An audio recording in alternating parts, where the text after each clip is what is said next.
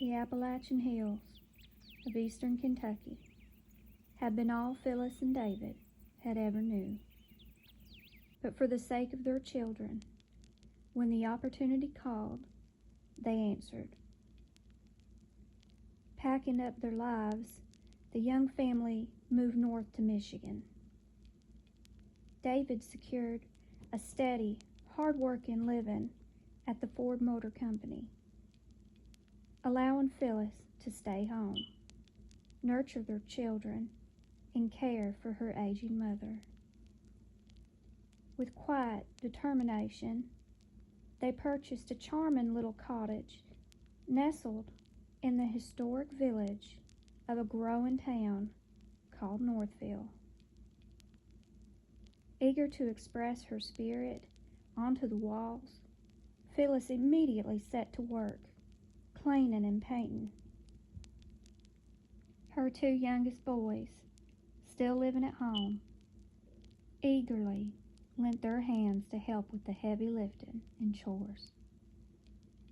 The first encounter. One quiet evening, the house settled into silence. David was away on his shift, and the boys were out late, playing basketball with neighborhood friends. Phyllis, left alone in the empty living room, continued painting. Fatigue eventually set in. Tying her long blonde hair back in a loose ponytail, she took a pause from painting.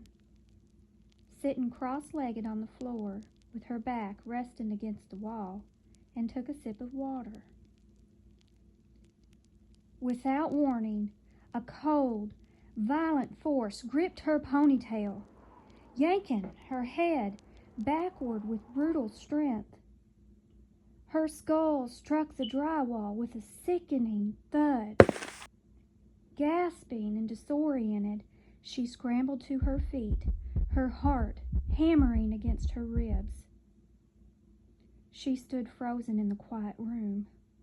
It wasn't the presence of a living intruder that washed over her, but something far heavier. An otherworldly weight that felt entirely dark and watchful. When David returned home from work, Phyllis recounted the terrifying event over a late-night cup of coffee. He listened with solemn belief, though concern lingered in his eyes, wondering if the relentless strain of renovating was simply taking a toll on his wife. Unearthing the past. Months passed, and the cottage slowly transformed into the blush-toned sanctuary Phyllis had envisioned. Seeking to maximize their space, the family finally turned their attention upward, heading into the dusty attic. Deep beneath the eaves, the boys unearthed a heavy, dust-caked steamer trunk. Dragging it carefully down the narrow staircase, they pried open the rusted clasp. Inside lay the preserved remnants of a long-gone life. Tattered black and white photographs of the home dating back to its construction in the late 1920s. Sentimental heirlooms left behind by a widow who had long passed away within the walls. A heavy green military service jacket, adorned with polished oversized brass buttons. As she looked down into the trunk, Phyllis felt an oppressive, humming energy radiating from the objects. Uneasy and unsettled, she asked David to remove the trunk from the property immediately. The man on the mattress. Months bled into years.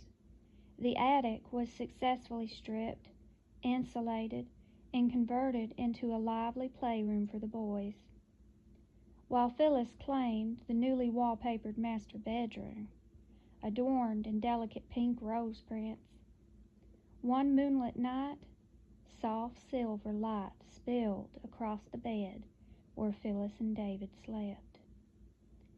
Suddenly, Phyllis bolted upright, releasing a blood-curdling scream from her throat.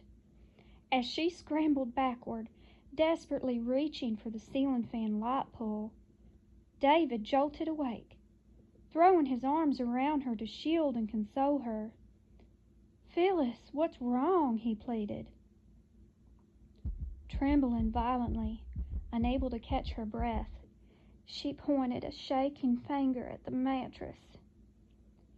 In the bed, there was a man in an army uniform. His face, it looked like a corpse, she said. It took a long hour of gentle persuasion, arms locked tightly around her, before David managed to convince her she was safe and coax her back to sleep. The final token. Morning arrived, casting a warm, deceptive glow across the bedroom. Phyllis went straight to the bed to pull the sheets tight. As she flung the heavy blanket back, she froze entirely. Sitting dead in the middle of the mattress was a single, heavy brass uniform button. Heart racing, she fled the room and called out for David. Summoning her family, she held out her open palm, her voice trembling as she demanded they look. "I told you what I saw. Look at this. It was right here in our bed." Deeply rooted in her faith, having spent years along David, preaching in small community churches, Phyllis knew what had to be done. She gathered her family, consecrated every single doorway with oil, and raised her voice in prayer, pleading for divine protection over their home. From that day forward, the oppressive weight lifted. The haunting ceased entirely. The cottage served the family faithfully for many years, until Phyllis and David finally packed their bags once more to return further north. Today, a modern house stands quietly in its place, its current residents living in peaceful ignorance of the restless soldier who once walked their floors.